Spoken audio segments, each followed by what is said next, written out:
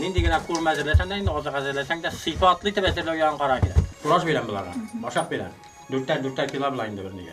Şundan abit vaqtında berem men bularga pişken, unni pişirib, hamalarga 4 ko'kay salam onga. Ham abit vaqtında pişen üstüne şunu salıp berem.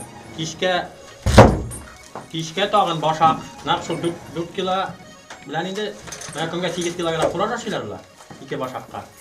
Şundan soň kiş bilan indi boşaq bitirgandan soň to'g'rilgan teresinde chiqib indi pişen salam. Tunga.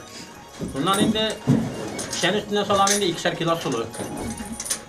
Mana şu vaqtda o'shalar indi bular kunga 1 kilogram o'sish beradilar vaqtda bilan. Mana hayvon sen kirgan vaqtda sening pishaning amına baytib yo'qsha ekan endi u. U yaxshi pishan bular.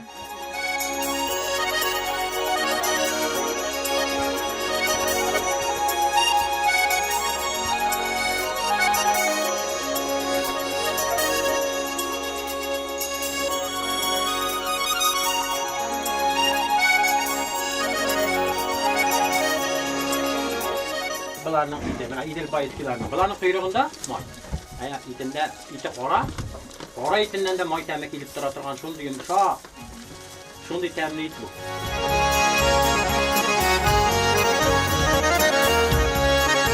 Sigirning jilimini sut qo'ysan tusha. Ovuzni silkinib turgandagina jilim tusha. Kishi deylar ana sigir. Yorti soat o'zgartasan ekan.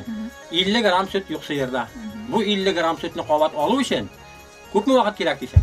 Bir otna 10 kun vaqt kerak. Bitirganda bir kunda bitiradi.